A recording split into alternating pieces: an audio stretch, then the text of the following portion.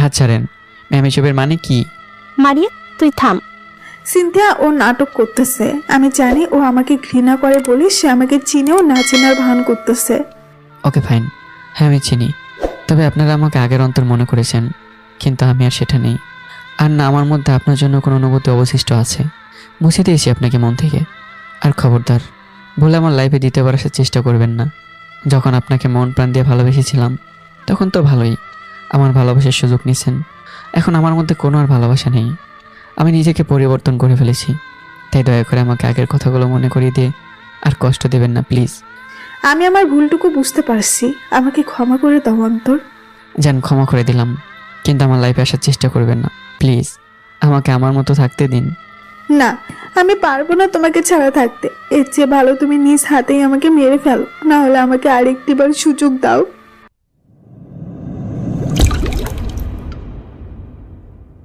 So everybody, ইনি হলেন Cynthia, আমাদের সিনিয়র এমপ্লয়, আর আজ থেকে উনি আমাদের অফিসে জয়েন করেছেন। সকলে করতালি দিয়ে তাকে অভিনন্দন দেন। সকালে তালি বাজাচ্ছে, কিন্তু আমি যে 440 ভোল্টের শখে দাঁড়িয়ে আছি সেটা কেউ খেয়ালই করেনি। দেখলাম তানভীরও তালি দিচ্ছে, কিন্তু তানভীর হয়তো বুঝেনি এটাই সেই সিনথিয়া যেটা মারিয়ার সাথে সেদিন ছিল। Thank you everybody. তবে আমি আগে একটা কথা বলে দিতে চাই, আপনারা আমাকে আপনাদের বস মনে না করি সকলে ফ্রেন্ডলি বিহেভ করতে পারেন, আর কেউ আমাকে ম্যাম বলে ডাকবেন না, জাস্ট সিনথিয়া ডাকলেই খুশি হব। সিনথিয়া হয়তো আমাকে খেয়াল করেনি। আমি আস্তে করে কেবিনে বসে পড়ি। কিছুক্ষণ পর বস ও সিনথিয়া বসের কেবিনে চলে যায়। এদিকে আমি চিন্তা করতে লাগলাম, আল্লাহ আমার সাথে এটা কি করছে? যে মানুষগুলোকে আমি আর দেখতে চাই না তাদের সাথে আমার আবার দেখা হতে লাগলো। প্রথমে তানভীর, এরপর নিলয়, এখন আবার সেই সিনথিয়া। এবার বাকি রইল মারিয়া আর ওই তমাল। আমি চাইছিলাম আমার জীবিত থাকার কথাটা লুকিয়ে রাখবো, কিন্তু কি থেকে কি হচ্ছে। হয়তো সিনথিয়া আমাকে খেয়াল করেনি, কিন্তু এখন তো একই অফিসে আমরা, আর আমি অফিস ছাড়তে পারবো না। কি হচ্ছে আমার সাথে? যাদের থেকে নিজেকেও নিজের অস্তিত্ব লুকিয়ে রাখতে চাইলাম তাই আমার সামনে এক এক করে আসতেই লাগলো। তবে আমি চাই না মারিয়ার সাথে আমার দেখা হোক। সে চাইছে আমাকে মারতে। এখন আমি তার কাছে মৃত। শুধু তার কাছে না, প্রায় চট্টগ্রামের সকলের কাছে রেবেল বয় স্টেট। আর আমি সে কালো দুনিয়ায় ফিরতে চাই না, আর মারিয়ার থেকে নিজেকে দূরে রাখতে চাই আমি। কিছুক্ষণ পর ল্যান্ডলাইনে কল আসে। হ্যালো, আসসালামু আলাইকুম। মিস্টার রহমান, একটু কেবিনে আসুন তো। জি স্যার। আমি ঝটকা খেয়ে গেলাম, কারণ এখন আমাকে বসের কেবিনে যেতে হবে, যেখানে সেই সিনথিয়া উপস্থিত। মানা করতে পারবো না, কারণ বস আমাকে খুব বিশ্বাস করে ও তারা আমার প্রতি ভরসাও করে, কারণ আমার কাজকর্ম ব্যবহার দেখে। আমি উঠে বসের কেবিনের দিকে যেতে লাগলাম। স্যার, আসতে পারি? আরে মিস্টার রহমান, আসেন। আমি রুমে গিয়ে দাঁড়াই, সেখানে সিনথিয়া স্যারের দিকে মুখ করে বসে আছে। মিস সিনথিয়া, আমাদের অফিসের best employee mister Rahman. Cynthia আমার দিকে ঘুরে তাকায়। সে আমাকে দেখে চোখ বড় করে ফেলে, আর আমিও স্বাভাবিকভাবেই আছি। হ্যালো ম্যাম, আসসালামু আলাইকুম, কেমন আছেন? ওয়ালাইকুম সালাম। ভালো আছি। আপনি কেমন আছেন? জি, আল্লাহর রহমতে ভালোই আছি। স্যার, আমাকে কেন ডাকলেন? ও হ্যালো মিস্টার রহমান, আপনাকে হয়তো 2 দিনের জন্য কক্সবাজারে যেতে হবে, একটা মিটিং আছে। আমি চাই আপনি আমাদের প্রজেকশন ক্লায়েন্টের সামনে উপস্থাপন করেন। ওকে স্যার, আপনি যা বলেন। তবে স্যার, আমি কি একাই যাব? না, আপনার সাথে তো আমি যাব, মিস সিনথিয়াও যাবে। আর আপনি চাইলে একজনকে নিতে পারেন যে আপনাকে কাজে হেল্প করবে। আচ্ছা, তাহলে স্যার আমি তানভীরকে নেব। ওকে ঠিক আছে, এবার আপনি আপনার কেবিনে যান। জি স্যার। আমি বসের থেকে বিদায় নিয়ে আমার কেবিনে চলে যাই। আর সিনথিয়ার মুখের অবস্থা দেখে হাসি আসতেছে, কেননা সে আমাকে দেখেই তার মুখের এক্সপ্রেশন একদম চেঞ্জ হয়ে গেছে। মনে হয় সে ভূত দেখে ফেলেছে। আসলেই যার মৃত্যুর খবর সকলে জানে, তাকে জীবিত দেখা যে কারো ফাটবেই, এটা স্বাভাবিক। আমি কেবিনে বসে কাজ করতে লাগলাম। কিছু প্রজেক্ট ফাইল আছে, সেটা নিয়ে কাজ করতে লাগলাম। আর তখনই মাথায় আসলো সিনথিয়া এখন আমাকে দেখে ফেলেছে। আর যদি তার সাথে মারিয়ার কন্ট্যাক্ট হয় বা কথা হয়, তাহলে হয়তো মারিয়াকে আমার জীবিত থাকার ব্যাপারটা বলে দেবে। কিন্তু আমি সেটা চাই না। এখন আমি বসের কেবিনে গিয়ে তাকে বলতে পারবো না। আর যদি এসে বলেও দেয়, কিছু করার নেই আমার। আর এমনিতেও একটা সত্যি হলো, কোনো গোপন কথা বেশি দিন আড়াল করতে পারে না, সেটা প্রকাশ হবেই। থাক, আমি এসব চিন্তাভাবনা বাদ দিই আর কাজে মনোযোগ দিই। আমি কাজ করতেছি, তখনই সিনথিয়া আমার কেবিনে আসে। আপনি জীবিত? কি ম্যাম, কি বলতেছেন এইসব? আমি আপনাকে চিনতে পারি নাই সেদিন গোডাউনে। সরি ম্যাম, আপনি কিসের কথা বলতেছেন? আপনার নাম মোহাম্মদ ওবায়দুল রহমান অন্তর না? হ্যাঁ ম্যাম, সে নিশ্চয় বলেছে আপনাকে আমার নাম। আমি দেখলাম সিনথিয়া আমার দিকে অবাক চোখে তাকিয়ে আছে। ম্যাম, আমাকে কাজ করতে দিন, নাহলে সমস্যা। আচ্ছা, আপনি কাজ করেন, আমি যাই। তারপর সে চলে যায় আর আমিও শান্ত হয়ে বসলাম। আমি এখন সিনথিয়ার সামনে একটু না চেনার নাটকটা করে যাই, যাতে সে আমাকে নিয়ে একটু কনফিউশনে পড়ে যায়। এখন সে আমাকে নিয়ে ভাবতে লাগবে আর চিন্তা করবে আমি তাকে চিনলাম না কেন, আর এমন ব্যবহার করলাম কেন যে আমি তাকে আজ প্রথম দেখলাম।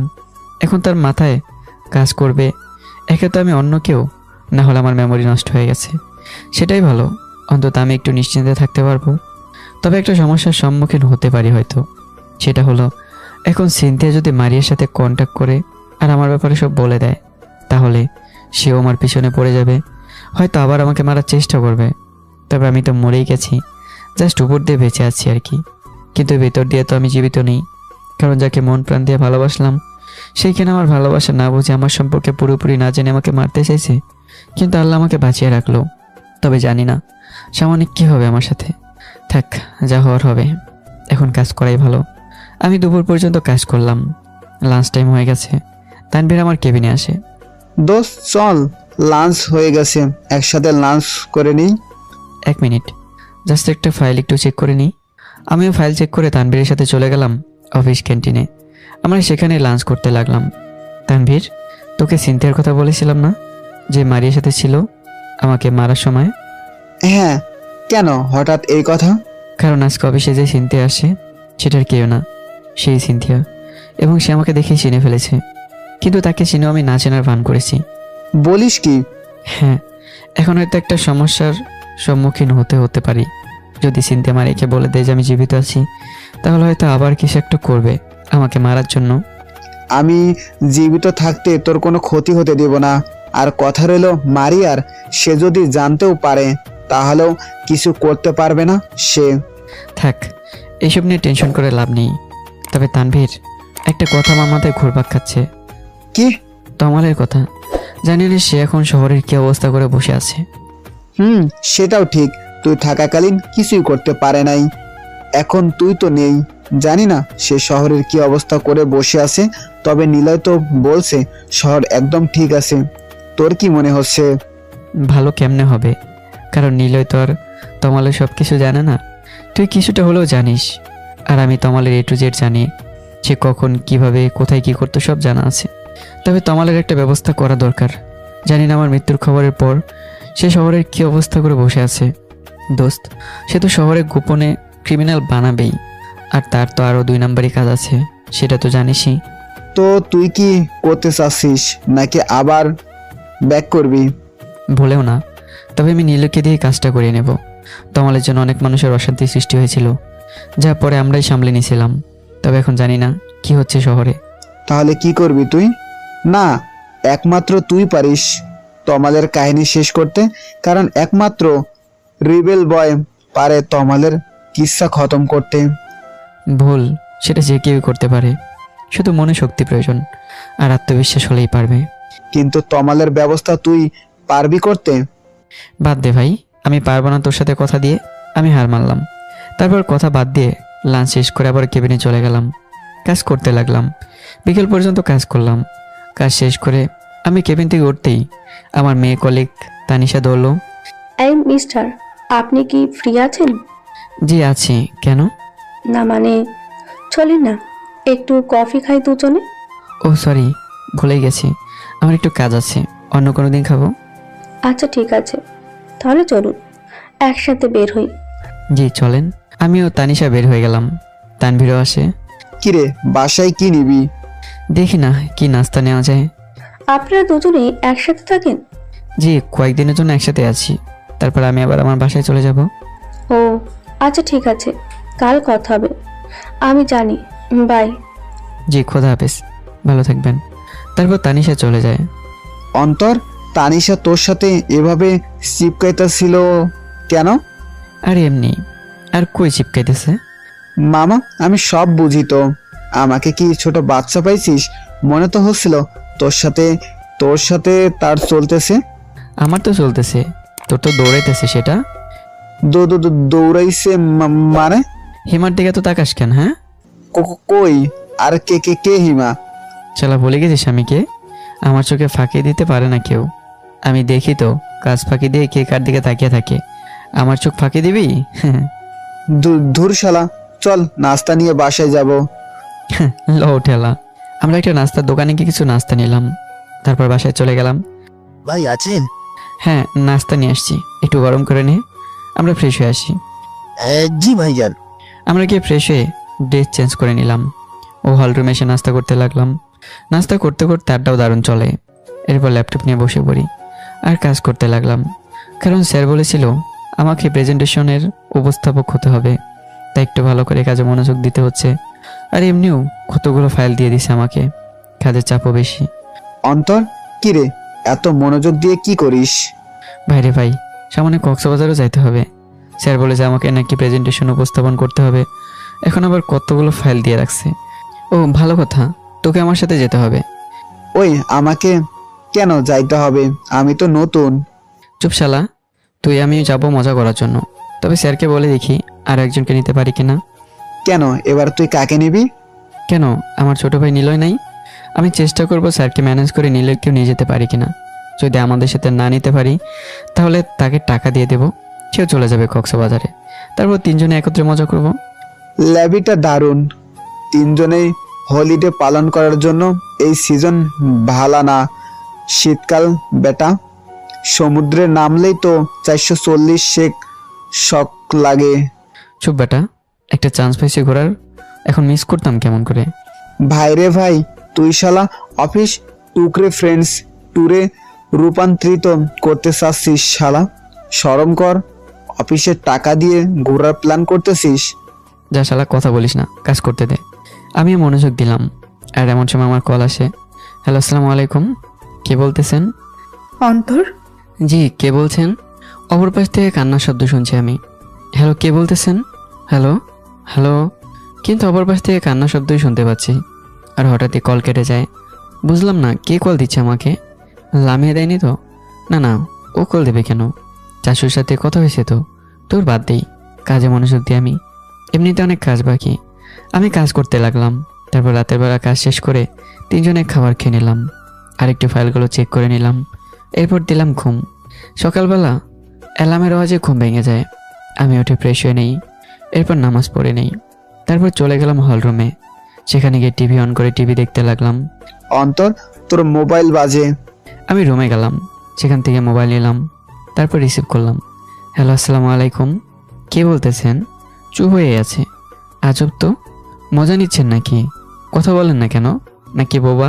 তবু অপর পাশ থেকে চুপ হয়ে আছে। আরে মেয়ে, কথা বলেন না কেন? দূর, রাখলাম ফোন বলে ফোন কেটে দিলাম। তারপর আবার টিভি দেখতে ব্যস্ত। 10 মিনিট পর আবারও কল আসে। হ্যালো, আসসালামু আলাইকুম, কে বলতেছেন? তবুও চুপ হয়ে আছে। এই মেয়ে, কি আপনি এভাবে বিরক্ত করতেছেন কেন? শুধু শুধু কল দেন, সমস্যাটা কি? এভাবে কল দিয়ে বিরক্ত করতেছেন কেন? খালি কল দিয়ে কথা বলে না, চুপ হয়ে আছে। মাথার কি তার ছেঁড়া নাকি? দেখেন, জানি না আপনি কে, তবে এভাবে কল দিয়ে বিরক্ত করে না তো। বলে দিলাম কেটে। আজও পাবলিক ভাই, কল দেয় কিন্তু কথাই বলে না। অনেকক্ষণ পর কিচেনে গেলাম ব্রেকফাস্ট রেডি করার জন্য। আমি ব্রেকফাস্ট রেডি করতে লাগলাম, তখন আমার ফোনে মেসেজ আসে। মনে করলাম হয়তো বা সিম কোম্পানির, তা আমি মোবাইল সাইডে রেখে দিয়ে কাজ করতে লাগলাম, কিন্তু দেখলাম আবারও নোটিফিকেশনের আওয়াজ বাজতেছে। পরে আমি মোবাইল হাতে নিই, আর দেখে যে নাম্বার থেকে আমার কাছে কল আসছিল, ওই নাম্বার থেকে SMS আসছে। কেমন আছো? আমি আল্লাহর রহমতে ভালো আছি, তবে কে আপনি? আর আমাকে এভাবে কল দিয়ে বিরক্ত করতেছেন কেন? আসলে আপনার থেকে সাহায্য চেতেই কল দিয়েছিলাম, কিন্তু আপনি তো ভীষণ রাগী, তাই ভয়ে কিছু বলি নাই। দেখুন, আমি কোনো সাহায্য করতে পারবো না, আর প্লিজ আমাকে বিরক্ত করবেন না।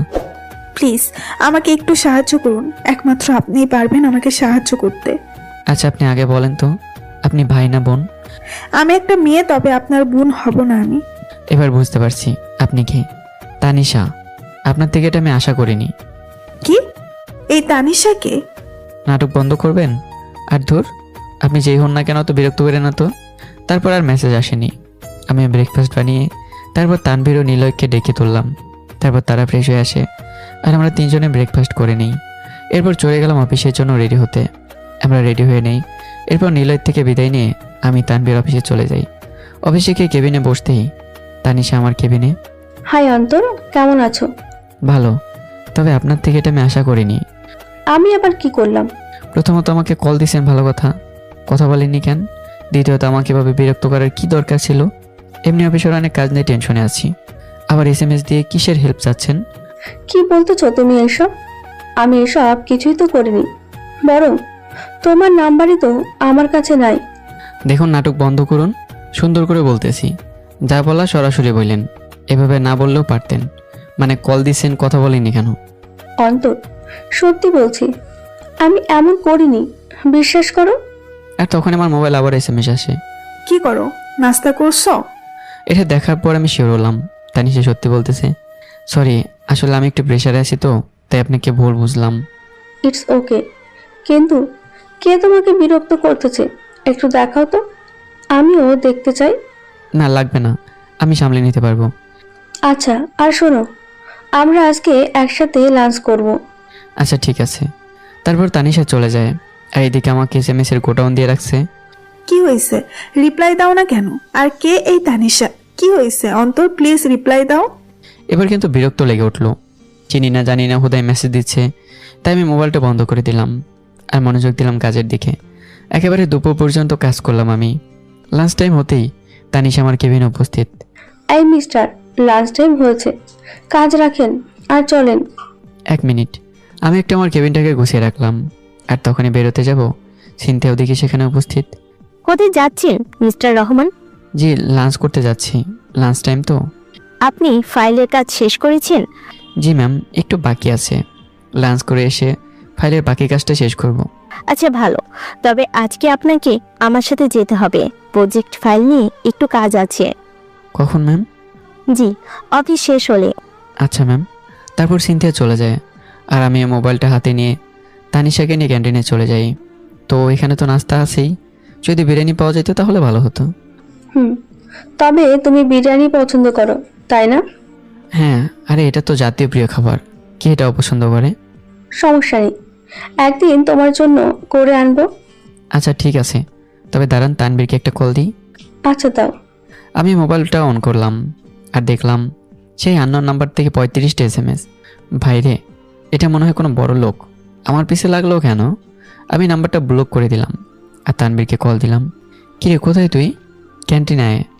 দোস্ত, অনেকগুলো ফাইল পড়ে আছে, তাই কাজ করতেছি, আমি আসতে পারবো না। দোস্ত, ফাইলের কালারটা কি হলুদ? কি কি কি? শালা, আমি তোরে হারে হারে চিনি, আসল কথা বল না যে তুই হিমার সাথে টাঙ্কি মারতেছিস। শালা, আমাকে এইসব বুঝিয়ে পার পেয়ে যাবি? দোস্ত, যেহেতু বুঝে গেছিস, আর কি বলার আছে? আচ্ছা থাক, যা ভালো করে হিমার সাথে টাঙ্কি মার, বাই। আমি কল কেটে দিলাম। কি বলে সে? আর বললেন না, সে একটু ব্যস্ত আছে। তারপর ক্যান্টিন থেকে খাবার খেয়ে নিলাম। আচ্ছা চলেন কেবিনে যাই, অনেক কাজ আছে আমার। চলো। তারপর আবারও আমি ক্যান্টিনে চলে যাই। আচ্ছা অন্তর, তোমার মোবাইল নাম্বারটা কি পাওয়া যাবে? আচ্ছা নেন, আমি নাম্বার দিলাম। আচ্ছা, আমি যাই, পরে কথা হবে, বাই। বাই। তানিয়া চলে যায়, আমি আমার কাজে মনোযোগ দিলাম। বিকেল পর্যন্ত কাজ করলাম। কাজ শেষ করে কেবিনটা গুছিয়ে নিয়ে ব্যাগ নিয়ে বেরোতেই সিনথিয়া আমার সামনে। মিস্টার রহমান, আপনাকে কিছু বলেছিলাম আমি। জি মনে আছে, চলেন। আমিও যেতে লাগি সিনথিয়ার সাথে। ম্যাম 1 মিনিট, আমি একটু একজনের সাথে কথা বলে আসি। আচ্ছা তাড়াতাড়ি। আমি তানভীরের কাছে চলে গেলাম, দেখলাম শালা এখন হিমার সাথে কথা বলতেছে। তানভীর। ও সরি, আসলে সময়ের দিকে খেয়াল ছিল না। সমস্যা নাই, তুই এক কাজ কর, হিমার সাথে যা, আর আমি তোকে একটা কথা বলতে আসছিলাম। কি কথা? আমি সিনথিয়ার সাথে একটু তার বাড়িতে যাচ্ছি, অফিসের কাজ আছে। কি, তুই সিনথিয়ার সাথে যাচ্ছিস? নিশ্চয়ই মেয়েটা কোনো কিছু পরিকল্পনা করে রাখছে তোর জন্য, হয়তো মারিয়াকেও তোর ব্যাপারে বলেছে, আর সেও বলে দিছে তোর কি একটা করতে। দোষ, মানা করে দে। আরে চিল, আমার কিছু করতে পারবে না সে। আর স্যারকে SMS করে বলে দিছি, আর স্যারও বলেছে যেতে, তাই যাচ্ছি। তুই চিন্তা করিস না, আর পারলে হিমার সাথে একটু হাঁটাহাঁটি কর। দোষ দেখ, আমার এই সিনথিয়ার উপর ভরসা আসছে না, যদি তোর কোনো ক্ষতি করে। করতে পারবে না, যদি কিছু করতে যায় পরে সে হয়তো নিজেই কোনো বিপদে পড়বে। তুই যা ভালো বুঝিস, তবে সাবধানে থাকিস। আচ্ছা, আর তুইও সাবধানে থাকিস, আর আমার আসতে দেরি হতে পারে। ওকে। ওকে বাই, খোদা হাফেজ। তারপর তানভীর থেকে বিদায় নিয়ে সিন্ধিয়ার কাছে গেলাম। সে আমাকে একটা গাড়ির কাছে নিয়ে যায় আর উঠতে বলে। আমি উঠে পড়ি।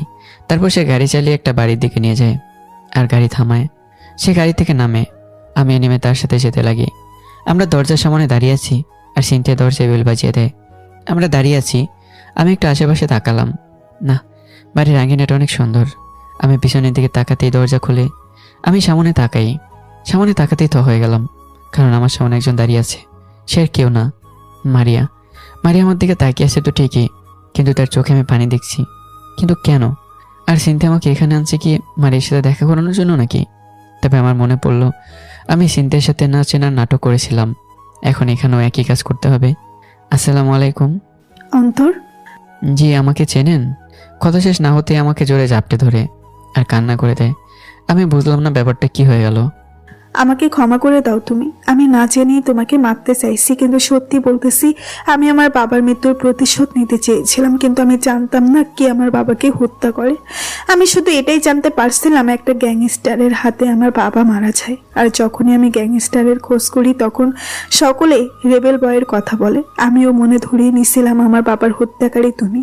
তাই আমিও তোমার থেকে আমার বাবার মৃত্যুর প্রতিশোধ নিতে চাইছিলাম, কিন্তু তোমাকে মারার 1 সপ্তাহ পর জানতে পারি আমার বাবাকে সেই জানোয়ার তমাল হত্যা করে। আর আমি এটাও জানতে পারি তুমি একজন গ্যাংস্টার হয়েও মানুষের পাশে দাঁড়াও, মানুষের যাতে কোনো প্রকার ক্ষতি না হয় আর তাদের সেফে রাখার জন্য নিজের জীবন বাজিতে রাখো। আমি সত্যি অনেক বড় অন্যায় করে ফেলছি। যখন আমি সত্যিটা জানতে পারি, বিশ্বাস করো অন্তর, আমি নিজেকে এতটাই ঘৃণা করতে লাগি যা বলে বোঝাতে পারবো না। আমি এখনো বেঁচে আছি একমাত্র বাবার হত্যার প্রতিশোধ নিতে। তমালের খেলা শেষ করে নিজেও শেষ করে দিতাম, আমি সেই পরিকল্পনা করে রাখছি। কারণ আমি আমার ভালোবাসাকে ঠকিয়েছি, তাকে মেরে ফেলছি। পরে সিনথিয়া তোমাকে দেখে আমার কাছে কল দিয়ে তোমার কথা বলে, আর আমিও প্রথমে বিশ্বাস করি নাই। পরে তোমার ছবি দেখে আমি আবার বেঁচে থাকার আস্থা পাই। আমাকে মাফ করে দাও অন্তর, আমাকে ফিরিয়ে নাও। আমি সত্যি তোমাকে ভালোবাসি। আমি ঝাড়ি মেরে ছাড়িয়ে নিলাম। আরে আজব, কি আপনি? আর কি উল্টাপাল্টা কথা বলতেছেন? মাথা ঠিক আছে? ম্যাম, এইসবের মানেটা কি? কেউ নেই, আমাকে এইভাবে কথা বলতেছে কেন জড়িয়ে ধরে? অন্তর, কি হয়েছে তোমার? আমাকে চিনতে পারছো না? আমি মারিয়া, তোমার মারিয়া। আরে আজব তো, আমি আপনাকে চিনব কি করে? এই প্রথম তো আপনাকে দেখলাম। হেই কলিজা, কি হয়েছে তোমার? আমাকে দেখো আর মনে করো প্লিজ। একমাত্র তোমার আশা নিয়েই আমি আছি। দেখুন, আমি আপনাকে চিনি না, আর আমি আপনাকে এই প্রথম দেখলাম। আর সিনথিয়া ম্যাম আমাকে এইসবের জন্য আনছেন? দেখুন, আমার কিন্তু এসব ভালো লাগতেছে না। মারিয়া, এখন কান্না থামা আর মিস্টার রহমান ভিতরে চলুন। আমি সিনথিয়ার সাথে ভেতরে যাই আর সেখানে সোফায় বসি আর ব্যাগ থেকে ফাইল ও ল্যাপটপ বের করি। আমি চাইলে বলে দিতে পারতাম আমি মারিয়াকে চিনে ফেলেছি, কিন্তু আমি এসব কিছু করব না। একবার আমি এই মেয়ের মায়ে পড়েছিলাম, যার ফল ভালোই পাইছি। দ্বিতীয়বার সেই ভুল আর করবো না। তবে একটা জিনিস ভালোই হলো, মারিয়া আমার সম্পর্কে সব জেনে গেছে। যাক, ভালোই হলো, আমিও নির্দোষ প্রমাণ হলাম। তবে মারিয়া আমাকে এইসব যতই করুক, আমি তার মায়ে পড়তে চাচ্ছি না। বলা যায় না, এরপর আগের বারের চেয়ে খারাপ কিছু ঘটলে তো আমারই ক্ষতি। আমি দেখলাম মারিয়া একটা ট্রে নিয়ে আসে, আর সেটাতে 3টা মগ দেখলাম, হয়তো চা বা কফি হবে। এই নাও, আমি নিজ হাতে তোমার পছন্দের রং চা করে আনছি। মারিয়া আমার দিকে মগ এগিয়ে দিয়ে বলল, সরি আপু, আমার রং চা এমনি ভালো লাগে, কিন্তু আমি কফি বেশি পছন্দ করি। তবুও থ্যাঙ্কস। এই, তুমি আমাকে আপু ডাকলে কেন? আর এটা আমার অভ্যাস, আমি নতুন কাউকে দেখলে ভাইয়া আপু ডাকি। নাকি আপনাকে সিনথিয়া ম্যামের মতো ম্যাম ডাকতে হবে? তুমি ভুলেও আমাকে ওইসব ডাকবে না। কি হয়েছে তোমার? এমন কেন করতেছো তুমি? আমাকে চিনতে পারতেছো না কেন? আরে আপু, চিৎকার দিচ্ছেন কেন? একটু শান্ত হন। প্লিজ মিস্টার রহমান, আপনি প্লিজ একে আপু বা ম্যাম এসব ডাকিয়েন না। পালে মারিয়া বলে ডাকুন। আর আপনি কি সত্যি আমাদের চিনতে পারছেন না? আরে ম্যামের চিনব কি করে? আপনাকে অফিসে ফার্স্ট দেখলাম, আর আজকে এখানে প্রথম দেখলাম। আর ম্যাম, আমার কাজ আছে। অফিসের কাজটা কি শুরু করবেন? না, তুমি কোথাও যাবে না। তুমি আমার সাথে আমার কাছেই থাকবা। এ আপু, কি উল্টা পাল্টা বলতেছেন আপনি? মাথা ঠিক আছে তো নাকি গেছে? এবার কিন্তু বেশি বেশি হয়ে যাচ্ছে। মারিয়া, তুই প্লিজ শান্ত হয়ে বস তো। কি করে শান্ত থাকতাম? আমি তাদের দুজনের কাণ্ড দেখছি, কী বা করবো আমি। একবার মারিয়াকে আমি ভালোবেসেছিলাম, তার প্রতিদানে 3টা বুলেট আমার শরীরে ঢুকে যায়। মেয়েটাকে আমি কতই না ভালোবেসেছিলাম, আর বলেছিলাম তোমার খেয়াল আমি রাখবো সবসময়, তোমার পাশে থাকবো সবসময়। কিন্তু সে আমার সাথে প্রতারণা করলো, আর এখন তো কান্নাকাটি করতেছে। কিন্তু আমি চাচ্ছি না মারিয়াকে আবার নিজের জীবনের সাথে জড়াতে। মারিয়া উঠে এসে আমার পাশে বসে। জিনিসটা আমার একটু আনইজি লাগতে লাগলো। সে আমার পাশে বসে আমার হাত ধরে আমার মেজাজটা একদম খারাপ করে দিল। এই যে আপু, কি করতেছেন এসব? দেখলাম মারিয়ার চোখ দিয়ে পানি ছড়াচ্ছে। হয়তো আমার কথাগুলো শুনে তার খারাপ লাগতেছে, কিন্তু কিছু করার নেই। এখন মারিয়া আমার কাছে একজন অপরিচিত, তাকে চিনেও চিনি না। কিন্তু আমি খেয়াল করলাম মারিয়া পাগলের মতো আচরণ করতে লাগলো। এমনকি কিছুক্ষণ আগ পর্যন্ত যা করেছে সবই পাগলামির একটা অংশ ভাবা যায়। মিস্টার রহমান, আপনি ফাইলগুলা দেখুন তো। জি ম্যাম। এই, তুমি চা নিচ্ছ না কেন? ও সরি আপু, মনেই ছিল না। আসলে কাজে মনোযোগ ছিল তো, তাই। থ্যাংক ইউ বলার জন্য। প্লিজ আমাকে আপু বলিও না, আমি তোমার মুখে এসব শুনে সহ্য করতে পারি না। এখন এসব কষ্ট লাগে তাই না? কিন্তু কিছুই করার নেই। একদিন আপনি আমাকে জানোয়ারের বাচ্চা বলেছিলেন আর আমার ভালোবাসা নিয়ে খেলেছিলেন। সেদিন আমারও কষ্ট লেগেছিল, আর আজ আপনার পালা কষ্ট ভোগ করার। মনে মনেই বললাম কথাটা। তোমাকে আমি কতটা SMS দিছিলাম, রিপ্লাই দাও নাই কেন? SMS দিছিলেন মানে? দাঁড়াও দেখাই। বলে তার মোবাইল বের করে আমাকে দেখায়। আমি দেখে তো হয়ে গেছি, কারণ যে মেয়েটা আমাকে SMS দিছিল ও কল করে বিরক্ত করছিল সেটার কেউ না, মারিয়া। কিন্তু আমার নাম্বার কোথায় পেল? ও ভুলেই গেছি, সিনথিয়া তো আছে। আমার নাম্বার আমার অফিসে যে পার্সোনাল ডাটা ছিল সেখান থেকে হয়তো বা নিছে। তার মানে আপনি আমাকে ডিস্টার্ব করতেছেন, এটা তো ঠিক না। আমার খুশি, আমি আমার কলিজার সাথে যা খুশি করব। দেখুন, কোথায় কোথায় আমাকে এসব বলবেন না, আমার এসব ভালো লাগে না। আর ম্যাম, আমি বাসায় যাব, এখানে আমার ভালো লাগতেছে না। খবরদার, আমাকে রেখে কোথাও যাবা না। আর এই তুমি সত্যি করে বলো, আমাকে চিনতে পারছো না? আরে আমি আপনাকে কিভাবে চিনবো? সাথে সাথে মারিয়া আমার হাত ধরে তার মাথায় হাত রাখে। এবার বলো, আমাকে চিনতে পারছো কি না, নাকি আমাকে চিনেও না চেনার ভান করতেছো তুমি? আমি আমার হাত সরাবার চেষ্টা করতে লাগি। হাত ছাড়েন ম্যাম, এসবের মানে কি? মারিয়া, তুই থাম। সিনথিয়া ও নাটক করতেছে। আমি জানি ও আমাকে ঘৃণা করে বলে সে আমাকে চিনেও না চেনার ভান করতেছে। ওকে ফাইন, হ্যাঁ আমি চিনি। তবে আপনারা আমাকে আগের অন্তর মনে করেছেন, কিন্তু আমি আর সেটা নেই। আর না আমার মধ্যে আপনার জন্য কোনো অনুভূতি অবশিষ্ট আছে। মুছে দিয়েছি আপনাকে মন থেকে। আর খবরদার বলে আমার লাইফে দ্বিতীয়বার আসার চেষ্টা করবেন না। যখন আপনাকে মন প্রাণ দিয়ে ভালোবেসেছিলাম তখন তো ভালোই, আমার ভালোবাসার সুযোগ নিছেন। এখন আমার মধ্যে কোনো আর ভালোবাসা নেই। আর না আমি সে আগের রেবেল ভয়ে, আমি নিজেকে পরিবর্তন করে ফেলেছি। তাই দয়া করে আমাকে আগের কথাগুলো মনে করিয়ে দিয়ে আর কষ্ট দেবেন না প্লিজ। আমি আমার ভুলটুকু বুঝতে পারছি, আমাকে ক্ষমা করে দাও অন্তর। যান, ক্ষমা করে দিলাম, কিন্তু আমার লাইফে আসার চেষ্টা করবেন না প্লিজ। আমাকে আমার মতো থাকতে দিন। না, আমি পারবো না তোমাকে ছাড়া থাকতে। এর চেয়ে ভালো তুমি নিজ হাতেই আমাকে মেরে ফেলো, না হলে আমাকে আরেকটিবার সুযোগ দাও। আচ্ছা, আমি যদি বেঁচে না থাকতাম তাহলে কাকে হিসেব বলতেন? আর তখনই কি বেঁচে থাকতেন না? না, আমি তোমাকে হারিয়ে ফেলছিলাম তা ভালো করেই বুঝছি, আর হারাতে চাই না তোমাকে। দেখো, আমি তোমাকে ভালোবাসি, তোমাকে ছাড়া আমি বাঁচতে পারবো না। এবার বুঝতে পারছি কেন আমার পিছে পড়েছেন। তবে সেটা হবে না যেটা আপনি এখন ভাবতেছেন। আমি কেন তোমার পিছে পড়ছি? আমার হাতে তমারের খেলা শেষ করাতে চাচ্ছেন তাই না? কিন্তু সেটা সম্ভব না। আমি আর সেই কাজে নেই, অনেক আগে সেই কাজ ছেড়ে দিয়েছি আমি। আর দয়া করে আমার সাথে এই মিথ্যে ভালোবাসার নাটক করবেন না প্লিজ। আপনি জানেন না আমি আপনাকে কতটা ভালোবেসেছিলাম, তার ফলস্বরূপ কী পাইছি, মনেও শরীরে আঘাত। আর দেখুন, এসব নাটক বাদ দেন, আমি কোনোদিন আপনাকে গ্রহণ করব না। আর সিনথিয়া ম্যাম, আমি আপনার থেকে এটা আশা করিনি। আমি মনে করেছিলাম আপনি আমাকে অফিসের কাজে বাড়িতে নিয়ে আসছেন, কিন্তু এইসব করবেন তা আমি মনেও আনিনি। কারণ আপনার প্রতি আমার বিশ্বাস ছিল, কিন্তু আপনিও। থাক, আমি বাসায় যাই, অফিসের কাজ আমি বাসায় করে নেব বলে আমি ব্যাগে ফাইল ও ল্যাপটপ ঢুকিয়ে নিই। আর আমি যখনই উঠলাম সাথে সাথে মারিয়া আমার পায়ে পড়ে অঝরে কান্না করতে লাগলো। আমাকে একা করে যেও না, আমি তোমাকে ভালোবাসি, বিশ্বাস করো আমাকে। আমি তোমাকে ছাড়া থাকতে পারবো না, আমাকে এভাবে কষ্ট দিও না। আর একটিবার সুযোগ দাও, আল্লাহ দোহাই লাগে। দেখুন, বললাম তো এসব করে লাভ নেই। আমি দ্বিতীয়বার আপনাকে আমার জীবনে জড়াতে চাচ্ছি না। আমাকে ক্ষমা করবেন, কারণ একজন মানুষকে মেরে তাকে সরি বলে যেমন লাভ নেই, ঠিক তেমনি আমার মনের অনুভূতিগুলোকে মেরে ফেলেছেন, যেটা হয়তো আর কোনোদিন আসবে না। তাই বলি কি, এসব না করে আপনি অন্য একজনকে ধরেন, মনে করেন আমি সত্যি সত্যি মরে গেছি। না, কখনোই না। আমি ভালোবাসলে তোমাকেই ভালোবাসবো, তোমাকে ছাড়া আমার জীবনে কেউই চড়াবে না। প্রয়োজন পড়লে নিজেকে শেষ করে দিব, তারপরেও আমি শুধু তোমার, আর কারো না। এই সকল ডায়লগবাজি বন্ধ করেন, আমি বাসায় যাচ্ছি। বলে আমি সামনে এগোতে যাব, সাথে সাথে মারিয়া আমাকে চাপটে ধরে আর কান্না করতে লাগে। আমাকে ছেড়ে যেও না, আর একটিবার সুযোগ দাও আমাকে। আমি তাকে ছাড়িয়ে বাইরে চলে যাই আর দেখলাম মারিয়া সেখানে ফ্লোরে বসে কান্না করতে লাগলো। তাতে আমার কিছু যায় আসে না। আমি চলে গেলাম তানভীরের ফ্ল্যাটে। কিরে, আসছিস? হ্যাঁ, তবে একটা ঘটনা ঘটে গেছে। তারপর তাকে সবকিছু খুলে বললাম। কি? মারিয়া সিনথিয়ার মাধ্যমে আমার জীবিত থাকার কথাটা জেনে গেছে। আর কি কি ঘটেছে সেগুলো তো বললামই তোকে। এই মেয়েটার থেকে যত দূরে থাকবি ততই ভালো। যে মেয়ে তোর সত্যিটা না জেনে তোকে খুনি বানিয়ে দিল আর তোকে মারতে চাইছে, আর এখন আবার আসছে ন্যাকামি করতে।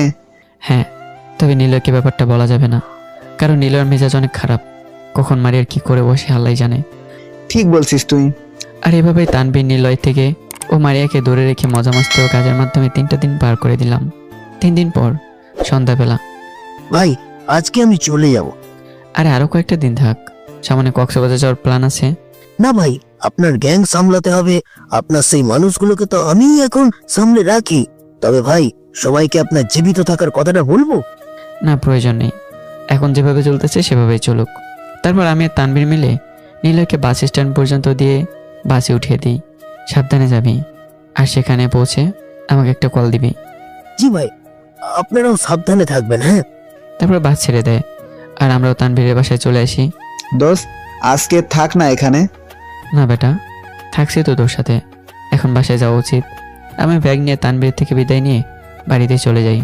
তারপর সবাইকে হাই হ্যালো করে নিজের রুমে গিয়ে ফ্রেশ হয়ে নেই। রাতের খাবার খেয়ে অফিসের একটু কাজ ছিল, সেটা করে নিলাম। এরপর দিলাম ঘুম। সকালবেলা গায়ে কম্বল দিয়ে ঘুমিয়ে আছি, হঠাৎই ঘুমটা ভেঙে যায়। মনে হচ্ছে কেউ একজন আমাকে জড়িয়ে ধরে আছে। আমি গায়ে থেকে কম্বল সরাতে হয়ে গেলাম, কারণ মারি আমার পাশে শুয়ে আছে আর সে আমাকে জড়িয়ে ধরে ঘুমোচ্ছে। আমি সাথে সাথে লাফিয়ে উঠি, কারণ হঠাৎ করে আমার পাশে কেউ একজনকে দেখে ভয় পেয়ে গেলাম। আমি উঠতেই মারিয়া উঠে পড়ে। কি হয়েছে? এভাবে লাফাচ্ছ কেন? আপনি আপনি এখানে আমার সাথে কি করতেছেন? আর তার চেয়ে বড় কথা হলো, আমার বাসায় কি করতেছেন আপনি? আপনার সাহস তো কম না? সাহসের কি দেখছো তুমি? আর আমি এখানে আসবো না তো কোথায় আসবো? এই বাড়িতেই তো আমার ভালোবাসা থাকে, আর সামনে তো পার্মানেন্টলি থাকার ব্যবস্থা করতেছি। আর তাড়াতাড়ি খাটে আসো আর আমাকে জড়িয়ে ধরে শুয়ে পড়ো, আমার অনেক ঠান্ডা লাগতেছে। আপনাকে বলছি না আমার লাইফে আসার চেষ্টা না করতে, তাহলে কেন এভাবে বিরক্ত করতেছেন? পারবো না তোমাকে ছাড়া থাকতে। হ্যাঁ, আমি একটা ভুল করছি, সরি, ভুল না, অনেক বড় ভুল করছি, তার জন্য আমি অনেক অনুতপ্ত। একটিবার কি আমাকে সুযোগ দেওয়া যায় না? ক্ষমা করবেন, সেটা পসিবল না, তবে আপনি ভুল করছেন তাই ক্ষমাও করে দিছি। কিন্তু আপনাকে বলে দিলাম আমার লাইফে আর না গলাবেন না। কিন্তু আপনি তো আমার পিছনেই পড়ে আছেন। আর কি বলেছিলাম আপনাকে? বলেছিলাম না ধরে নেন আমি আর নেই, মরে গেছি। তাহলে কেন এই মৃত মানুষের পিছনে পড়ে আছেন? বললাম তো আপনাকে আমি এসে ভালোবাসা দিকে যাব না, তাই দয়া করে আমার পিছনেও ছেড়ে দেন। দেখলাম আমার কথা শুনে মারিয়ার চোখে পানি চলে আসলো, কিন্তু কিছু করার নেই। সে আমার মন ভেঙেছে, কি করে তাকে দ্বিতীয়বার সুযোগ দেব? আর হতেও পারে আমার সাথে যা করেছে তার জন্য অনুতপ্ত হয়ে আমার লাইফে দ্বিতীয়বার চড়াতে যাচ্ছে। সে হয়তো আমার উপর করুণা করতে যাচ্ছে, কিন্তু আমি বলেই দিছি তাকে আমি ক্ষমা করে দিছি। তাহলে এরপরে কেন আমার পিছনে পড়ে আছে সে? হয়তো তার মনে আমার জন্য আবেগ কাজ করতেছে, এর বাইরে আর কিছু না। 1 মিনিট, সে কি করে বাড়িতে ঢুকলো? আর কি করে এবার খুব সহজে আমার রুমে চলে আসলো? সে কারো কোনো ক্ষতি করেনি তো? 1 মিনিট, আপনি এ বাড়িতে ঢুকলেন কি করে? দরজায় নক করছিলাম, সেখানে একজন মহিলা দরজা খুলে দেয় আর আমিও ঢুকে যাই বাড়িতে। এমনি এমনি বাড়িতে ঢুকতে দিল? আর কি করে খুব সহজে আমার রুমে চলে আসলেন আপনি? আর কি করে জানলেন এটা আমার রুম? আসলে যিনি দরজা খুলে দিয়ে বাড়িতে ঢুকতে দেয় তিনিই আমাকে জিজ্ঞাসা করে কে আমি আর কাকে চাই। পরে আমি তোমার আর আমার সম্পর্কের কথা বলে দিই। তারপরে তিনি সেটা শুনে অবাক হয়ে যায়, আর সেখানে একটা মেয়েও ছিল। তাকে দিয়েই আমি তোমার রুম চিনে নিই। আর তোমার রুমে এসে দেখি তুমি ঘুমাচ্ছ। যেহেতু শীতকাল, তাই আমার ঠান্ডা লাগতেছিল, তাই আমিও তোমাকে জড়িয়ে ধরে শুয়ে পড়ি। বাহ, খুব মজার কথা বললেন তো। কি মজায় মজায় না কাজটা করলেন। আর 1 মিনিট, কি বলছেন আপনি? আপনারা আমার সম্পর্কের কথা বলে দিয়েছেন? আর আমার অতীতটাও কি বলে দিয়েছেন নাকি? না না, আমি কি পাগল নাকি? আমি শুধু তোমার আমার সম্পর্কের কথা বলছি, তোমার অতীত সম্পর্কে কিছুই বলি নাই। তবু বাস তো দিয়েই দিছেন। জানি না চাচ্চো আন্টিল আমি আমাকে নিয়ে কী ভাবছে। আমি ফ্রেশ হয়ে নিলাম আর মারিয়াকে রুমে রেখে নিচে চলে গেলাম। দেখলাম চাচ্চো আন্টি বসে আছে। আমি তাদের কাছে যেতেই, বাহ বাহ, ভালোই তো কাজ চালাইছিস। চাচ্চো আমার কথা। চুপ, শয়তান ছেলে, আমাদের থেকে এই কথাটা কি করে লুকালি তুই? আমাদের সাথে পারলি এমনটা করতে? আরে তোমরা যা ভাবতেছো ওই মেয়েটা যা বলেছে সব মিথ্যা। মিথ্যা আমি না, তুমি বলছো। দেখুন, এটা আমাদের ফ্যামিলি মেম্বারের মধ্যে কথা হচ্ছে, বাইরের মানুষের নাক না গলালে খুশি হব। এই, তুই কাকে বাহিরের মানুষ বলেছিস? আজ থেকে এসো আমাদের ঘরের মানুষ। চাচু, তোমার মাথা ঠিক আছে? বাইরের মানুষ যা বলবে তাতে বিশ্বাস করে বসবা? আর আমি তো এনাকে চিনিও না। তাহলে আমার মাথায় হাত রেখে বলো কথাটা, আমাকে চিনো কি না, আর আমার সাথে আগে তোমার সাথে সম্পর্ক ছিল কি না? দেখুন, খুব বেশি হচ্ছে কিন্তু। ঠিক আছে, তুই যেহেতু বলতেছিস তোর সাথে মেয়েটা সম্পর্ক নেই সেটা মানলাম, কিন্তু আজ থেকে মেয়েটা আমাদের বাড়িতেই থাকবে। আরে চাচু, মাথা ঠিক আছে তোমার? এক অপরিচিত মেয়েকে বাসায় রাখা ঠিক নাকি? সেটা আমাদের ব্যাপার, আমরা ওকে আমাদের বাসায় রাখবো। হ্যাঁ, তোর চাচু ঠিক বলছে, আজ থেকে সে আমাদের বাড়িতেই থাকবে, সেটা তুই চাস আর না চাস। ঠিক আছে, তোমরা যা ভালো মনে করো। আর তাছাড়াও বাড়িটা তো তোমাদেরই, তাই তোমাদের ইচ্ছা যাকে খুশি তাকে বাড়িতে আসতে দিতে পারো। কিন্তু এই মেয়েটাকে যাতে বলে আমার রুমের আশেপাশে না দেখি, বলে আমি আমার রুমে চলে যাই। আর সেখানে গিয়ে অফিসে যাওয়ার জন্য রেডি হয়ে নিলাম। ব্যাগ নিয়ে রুম থেকে বের হয়ে আসি আর দেখলাম আন্টি, চাচ্চু, লামিয়া ও মারিয়া টেবিলে বসে আছে। আমিও লামিয়ার পাশে বসে পড়ি। আন্টি নাস্তা দেয়, আমি খেয়ে নিই। ভাইয়া আমাকে স্কুলে দিয়ে আসবি? আচ্ছা, দিয়ে আসবো। তারপর আমি চাচ্চু আর আন্টি থেকে বিদায় নিয়ে লামিয়াকে নিয়ে তার স্কুলে চলে যাই। আমি লামিয়াকে তার স্কুলের গেট পর্যন্ত এগিয়ে দিই। ভাই একটা কথা বলি। বল। বাইরে যে আপুটা আসছে তাকে তুই ভালোবাসতি না? তোর সাথে আমি অনেক কথা শেয়ার করি, তাই এটাও করব। হ্যাঁ, ভালোবাসতাম, কিন্তু সেটা আমার জীবনের অনেক বড় ভুল ছিল। আর তুই মেয়েটাকে যা ভাবিস সে সেটা, আর আমাকে যা ভাবিস আমি ওইটা না। মানে? পরে বলবো, এখন যা, লেট হয়ে যাবে আর আমাকে অফিসে যেতে হবে। আমি লামিয়ার থেকে বিদায় নিয়ে একটা রিক্সা করে অফিসে চলে যাই আর নিজের কেবিনে বসে কাজ শুরু করে দেই। তানভীর আমার কেবিনে আসে। কিরে, এভাবে চুপসে আসিস কেন? মারি আমার বাসায় চলে গেছে আর আন্টি চাচুকে আমার আর তার সম্পর্কের কথা বলে দিছে। মানে তোর অতীত বলে দিছে? না, সেটা বলেনি, শুধু আমার আর তার সম্পর্কের কথাই বলেছে। আর যদি আমার অতীত বলে দিত তাহলে হয়তো বেশি কিছু করতো না। আমাকে একে তো বাড়ি থেকে বের করে দিত, না হয় পুলিশের হাতে তুলে দিত। আর দোস্ত, গোপন সবসময় আড়ালে থাকে না, একসময় সেটা প্রকাশ হয়ে যাবেই। তাই আমি চিন্তা করতেছি আমার অতীতটা তাদের বলে দেব। তুই কি শিওর? আচ্ছা যা, কাজ কর, আমিও কাজ করি। দোষ, একটা হেল্প লাগবে। বল, কি হেল্প চাস? আজকে হিমিকাকে আমার মনের কথা বলবো, চিন্তা করতেছি কিন্তু কিভাবে বলবো বুঝতে পারতেছি না। অফিস শেষ করে তাকে নিয়ে একটা রেস্টুরেন্টে যা আর সেখানে কথা বল। অন্তর, আমি চাই তুইও থাক আমার সাথে, তাহলে একটু সাহস পাবো। ঠিক আছে, আমি থাকবো, এখন কাজ কর। আচ্ছা ঠিক আছে, পরে কথা হবে। তারপর তানভীর চলে যায়, আমি কাজে মনোযোগ দিলাম। লাঞ্চ টাইম পর্যন্ত কাজ করলাম। লাঞ্চ টাইম হতে আমি উঠে ক্যান্টিনে চলে যাই আর দেখলাম তানিশাও সেখানে উপস্থিত। আসেন আসেন, বসেন। এখানে অন্তর সাহেব। Thank you. কি হয়েছে, এভাবে চুপসে আছেন কেন? এমনিতেই একটু সমস্যা আছি। তো কি খবর আপনার? আমি একটু সমস্যায় আছি। আচ্ছা, একটা হেল্প করতে পারবেন? জি বলেন, কি হেল্প লাগবে? আসলে আমি একজনকে খুব পছন্দ করি, কিন্তু জানি না তার মনের মধ্যে আমার জন্য কোনো ফিলিংস আছে কিনা। এখন কি করব আমি? এক কাজ করেন, যাকে পছন্দ করেন তাকে আপনার মনের কথা বলে দেন। যদি অ্যাকসেপ্ট করে তাহলে তো ভালো, না হলে পোড়া কপাল আপনার। এভাবে কাউকে ভয় লাগাই? আর আমি তাকে সত্যি অনেক ভালোবাসি। এখানে ভয়ের কি আছে? আর একটা কথা, ভালোবাসেন ভালো কথা, কিন্তু মনে রাখবেন জোর করে কোনো কিছু আদায় করা যায় না। আমার কথা শুনে তানিশা চুপ হয়ে যায় আর আমি লাঞ্চ করে নিলাম। আচ্ছা আমি যাই, অনেক কাজ আছে আমার। আমি তানিশার থেকে বিদায় নিয়ে আমার কেবিনে চলে যাই। সেখানে গিয়ে বিকেল পর্যন্ত কাজ করি। অফিস শেষ করে আমি ব্যাগ গুছিয়ে নিলাম আর দেখলাম তানভীর উপস্থিত। আমারও মনে পড়লো তানভীরের কথাটা। তানভীর হিমাকে বলে রাখছে আজকে সে হিমা ট্রিট দিবে। আমরা তিনজন একটা রেস্টুরেন্টে যাই। কি বলবে আমাকে? কে রে, বল, সংকোচ বোধ না করে বল, আমি আছি তো। আসলে হিমা, আমি তোমাকে অনেক আগের থেকেই একটা কথা বলতে চাচ্ছি, কিন্তু সাহস পাচ্ছি না। কিন্তু অবশেষে সেই সাহসটুকু পেলাম, কারণ আমার সাহসের উৎস আমার পাশে আছে। আসলে হিমা, জানি হয়তো আমার কথাটা শুনে বেশ অবাকই হবা, কিন্তু কথাগুলো মনের মধ্যে আর চেপে ধরে রাখতে চাচ্ছি না। আসলে সত্যি কথাটা হলো, আমি তোমাকে পছন্দ করে বসে আছি। সত্যি বলতে তোমাকে আমার ভালো লেগে গেছে। আমি হয়তো অজান্তেই তোমাকে ভালোবেসে ফেলেছি। শালা এভাবে না, আস্তে করে তার সামনে বসে পড় আর আমার থেকে গোলাপটা নে। আস্তে করে তানভীরের কানে বললাম, আর আমার হাতে একটা গোলাপ ছিল, সেটা ধরিয়ে দিলাম। আসলে আসার সময় একটা বাড়িতে কিছু গোলাপ দেখেছিলাম, জানি না কার বাড়ি গিয়েছিলাম, কিন্তু মনে হয়েছিল একটা গোলাপ কাজে আসতে পারে, তাই আমি ঘেচাং করে একটা নিলাম চুরি করে, আর সেটা তানভীরের হাতে এখন ধরিয়ে দিলাম। চুরির জিনিস সেটা একমাত্র আমি আর উপরওয়ালাই জানি, তারা তো জানে না। থাক, এখন কাজে লাগলেই ভালো। সেই গাছের মালিক অনেক দোয়া পাবে। সাথে সাথে তানভীর রেস্টুরেন্টেই হেমার সামনে হাঁটু গেড়ে বসে পড়ে।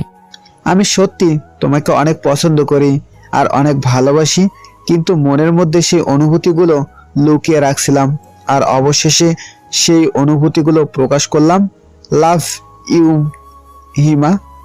এখন যদি তোমার ইচ্ছা হয় গ্রহণ করিও, না হলে থাক। তবে তোমাকে জোর করছি না, কারণ জোর করে ভালোবাসা পাওয়া যায় না। শেষমেশ তানভীর হিমার কাছে তার অনুভূতিগুলো প্রকাশ করলো, আর দেখলাম হিমাও অবাক চোখে তানভীরের দিকে তাকিয়ে আছে। আমি জানি না এটা স্বপ্ন নাকি সত্যি। সাথে সাথে হিমা নিজেকে একটু চিমটি দেয়। আস, এটাই তো সত্যি। আসলে তানভীর, তোমাকে একটা সত্যি কথা বলি, তুমি যেমন আমাকে ভালোবাসো, ঠিক তেমনি আমিও একজনকে ভালোবাসি, কিন্তু বলার মতো সেই শক্তিটুকু পাইনি। মানে তুমি একজনকে ভালোবাসো? হুম। তাহলে থাক, যাকে ভালোবাসো তাকে মনের কথাটা বলে দিও, আর আমারটা ভুলে যাও। আরে পুরো কথাটা তো শোনো।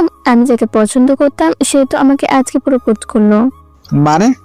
মানে মিস্টার, আমার পছন্দের ব্যক্তিটা আর কেউ না, তুমি, বুঝেছো? তানভীর হিমাকে জড়িয়ে ধরে, এই এটা পাবলিক প্লেস। সরি। থাক, আর কনগ্রাচুলেশনস দুজনকেই। Thank you. থ্যাংক ইউ দিয়ে চলবে না, ট্রিট দাও। তারপর তিনজনই সন্ধ্যা নাস্তা করে নিলাম। আমি তো ফ্রি ফুড পেলাম, মজায় মজা। আচ্ছা আমি বাসায় যাই, আপনারা দুজনে একসাথে সময় কাটান, আমি কাবাবে হাড্ডি হয়ে লাভ নেই। আমিও দুজনে থেকে বিদায় নিয়ে বাসায় চলে গেলাম।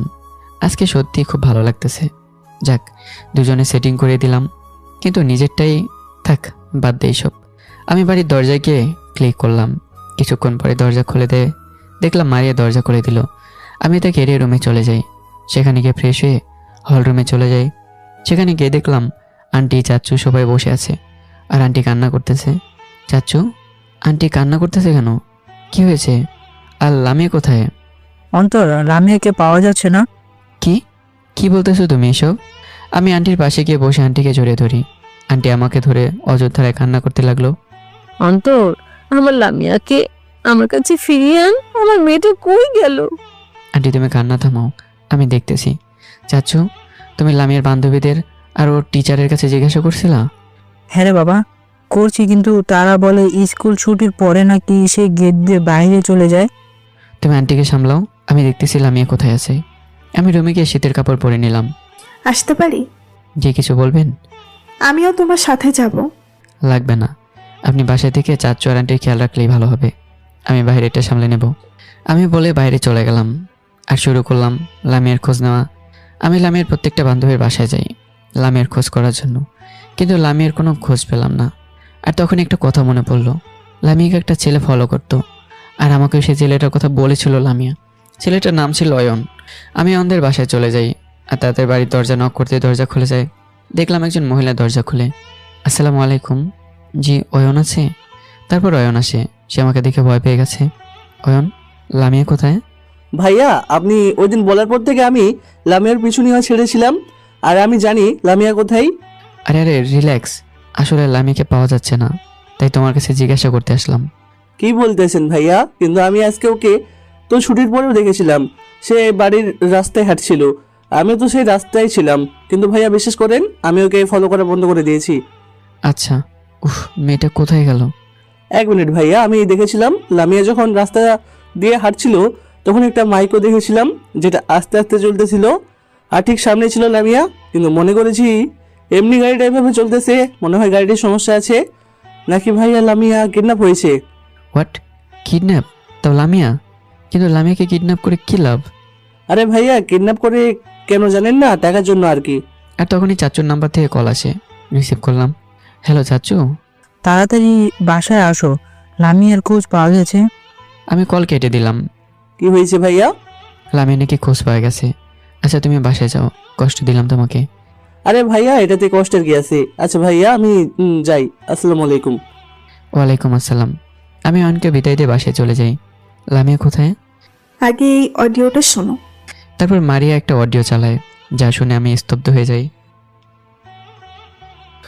ডাক্তার, তোকে খুব সুন্দর করে বলা হয়েছিল আমাদের কথা মতো মেডিকেল রিপোর্ট বানিয়েতে। প্রয়োজনে তোকে মোটা অঙ্কের টাকাও দেওয়ার কথা ছিল, কিন্তু তুই তো সততা নিয়ে আছিস, ভালো মানসিকতা নিয়ে আছিস। তোকে বলা হয়েছিল চুপচাপ রিপোর্ট বানিয়ে দিতে, কিন্তু তুই আমাদের কথা শুনছিস নাই। তাই আজ তোর মেয়েকে কিডন্যাপ করিয়ে নিলাম। কাল তোর কেবিনে আমার লোক যাবে। যদি মেয়েকে জীবিত দেখতে চাস আমাদের কথা মতো রিপোর্ট বানিয়ে দিবি, আর যদি না করিস তাহলে তোর মেয়েকে প্রথমে তোর মেয়েকে মারব, এরপর তোর বাসায় একটা ছেলে থাকে না, ওইটাকেও মারব। এক এক করে তোর পরিবারের সবাইকে শেষ করে দেব। সেদিন নিজেরও তোর পরিবারের ভালো চাস তাহলে চুপচাপ আমাদের কথা মতো সেই মেডিকেল রিপোর্ট বানা, আর আমার লোকের কাছে সেটা নিয়ে দিস। খোদা হাফেজ। মাইসেলফ শাডাউ। কথাটা শুনে মেজাজটা 440 হয়ে গেল। দেখলাম আন্টি আর চাচু কান্না করতে লাগলো। আমার তো গায়ে আগুন জ্বলে উঠলো। তারপরেও নিজেকে কন্ট্রোল করলাম। চাচু কিসের রিপোর্টের কথা বলছে? কি নিয়ে রিপোর্ট বানানোর কথা বলছে সেই লোকটা? তারা আমাকে দিয়ে একটা মিথ্যা রিপোর্ট বানাতে বলেছে। আসলে কিছুদিন আগে এক এমপির ছেলে একটা মেয়েকে ধর্ষণ করে। এখন ডিএনএ টেস্ট রিপোর্ট নিয়ে সকল সমস্যা। এমপি আমার কাছে এসে বিভিন্ন কথা বলে, সেই রিপোর্টটা চেঞ্জ করতে বলে, কিন্তু তা করলে তো অন্যায় হবে, তাই সত্যটা সকলের সামনে তুলে ধরতে চাই। কিন্তু এমপি আমাকে বিভিন্নভাবে ফোর্স করে রিপোর্টটা বদলানো, কিন্তু আমি তা করি না। শেষমেশ হয়তো সেই শ্যাডো নামের মাফিয়ার সাথে কথা বলে হয়তো এমনটা করছে।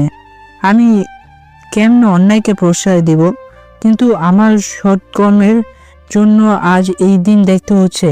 আমি কি করব এখন কিছু বুঝতে পারতেছি না।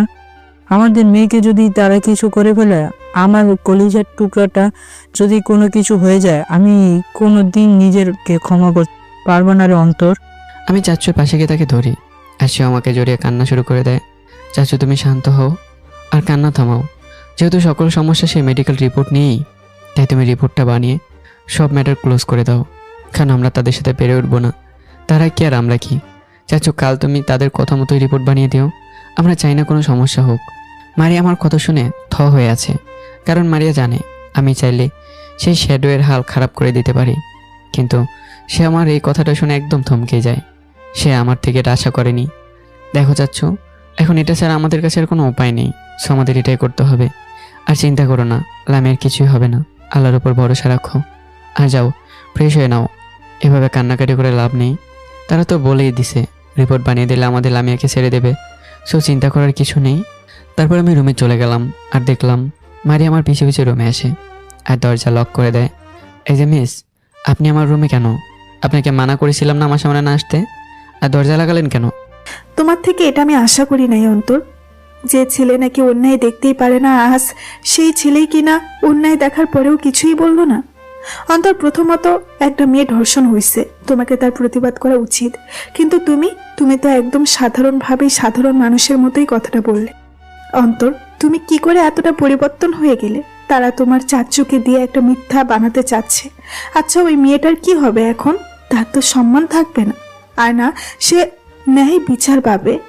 বাহ, ভালোই তো। আপনার মধ্যে দিকে মানব দরদি আছে। একসময় আমি সকলের জন্য নিজের জীবন বাজি রেখে সব করতাম। তার ফলস্বরূপ আমার মৃত্যুর খবর শুনে কি আমার খোঁজখবর নিয়েছিল, নাকি আমার জন্য একটু মন খাদলো তাদের? শুধু আমি আবালের মতো সকলের হক পাইয়ে দেওয়ার চেষ্টা করতাম। তার বদলে কি পেতাম আমি? আর আপনিও তো আমাকে না বুঝিয়ে মারতে চাইছিলেন। সর্বশেষ আমি এখন একজন সাধারণ মানুষ। আমি জানি তুমি তোমার সেই বোনের জন্য চিন্তা করতেছো, কিন্তু একটা কথা শুনে রাখো, আজ সেই মেয়েটা ধর্ষিতা হয়েছে, কাল যদি তোমার বোনও ধর্ষিতা হয়, তারপরেও এভাবে চুপ করে থাকতে? দেখো, আর যদি সেই জানোয়ারটা পার পেয়ে যায় সামনে, সে আরো জঘন্য কাজ করতে পারে। আর অন্যায়কারীরা পার পেয়ে গেলে তারাও অন্যায় করতে দ্বিধাবোধ করবে না। আচ্ছা, আপনি আমাকে এসব বলতেছেন কেন? আপনিও তো আমার মতো একজন ছিলেন, তা তো রেবেল গার্ল। তাহলে আপনি যান, তাদের শেষ করে দেন। সেটা যদি আমি পারতাম তাহলে আমি আগেই করে ফেলতাম। দেখুন, পারলে নিজের কাজটা করুন, নাহলে আমাকে লেকচার দেবেন না। আমি সে কালো দুনিয়া থেকে অনেক আগে বিদায় নিয়েছি। সো যেই পথে আছি আর ওই পথে আর আমি যাচ্ছি না। আর বেশি কথা না বলে বের হন আমার রুম থেকে। মারি আমার কথা শুনে সাথে সাথে বেরিয়ে যায়, আর আমিও বাইরে যাই।